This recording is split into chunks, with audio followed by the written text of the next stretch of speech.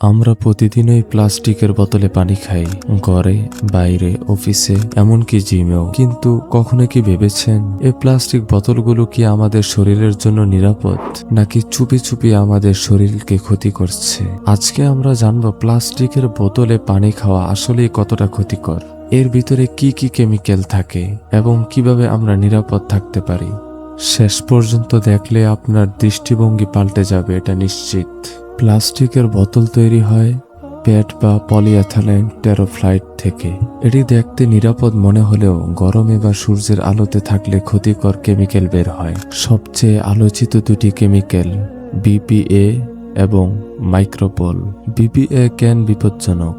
BPA শরীরে ঢুকে হরমোনের ভারসাম্য নষ্ট করতে পারে। এটি শরীরে এন্ডোক্রাইন সিস্টেম এর কাজের উপর প্রভাব ফেলে। গবেষণা অনুযায়ী বিপিএ যুক্ত পানি খেলে হতে পারে শরীরের হরমোন সমস্যা, মাথা ব্যথা, ত্বকের সমস্যা, শিশুদের ক্ষেত্রে বিকাশজনিত সমস্যা। প্লাস্টিক উত্তাপে নরম হয়ে কেমিক্যাল পানি বের হয়ে যায়। অনেকেই গাড়িতে বোতল রেখে দেয়, এটা খুবই বিপজ্জনক। সূর্যের আলোতে রাখা প্লাস্টিক বোতলের পানি থেকে মাইক্রোপ্লাস্টিক বেশি বের হয়ে যায়। আমরা অনেকেই একই বোতল বারবার ধুয়ে ব্যবহার করি, কিন্তু ধোয়ার সময় বোতলের ভিতরে সূক্ষ্ম ফাটল তৈরি হয়। ওই ফাটল থেকে মাইক্রোপ্লাস্টিক পানিতে মিশে আমাদের শরীরে ঢুকে যায়। মাইক্রোপ্লাস্টিক শরীরে ঢুকলে কি হয়? রক্তে মিশে গিয়ে অঙ্গের ক্ষতি করতে পারে, ডাইজেস্টিভ সিস্টেম দুর্বল করে, শরীরে ইনফ্লেমেশন তৈরি করে, লিভার ও কিডনিতে চাপ তৈরি করে, ভবিষ্যতে ক্যান্সারের ঝুঁকি বাড়ায়।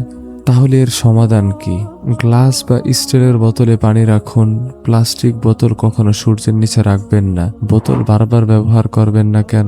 বোতল বারবার ব্যবহার না করে নির্দিষ্ট ফিল্টার বোতল ব্যবহার করুন। বাচ্চাদের প্লাস্টিক বোতল ব্যবহার কমিয়ে দেন। আমাদের সতর্ক থাকতে হবে। আমাদের অভ্যাস একটু পরিবর্তন করলে আমরা বড় একটি স্বাস্থ্য ঝুঁকি থেকে বাঁচতে পারি। প্লাস্টিক বোতলে পানি খাওয়া সহজ হলেও এর লুকানো ক্ষতি অনেক বড়। আপনি কি এখনো প্লাস্টিকের বোতল ব্যবহার করেন, নাকি পরিবর্তন শুরু করছেন?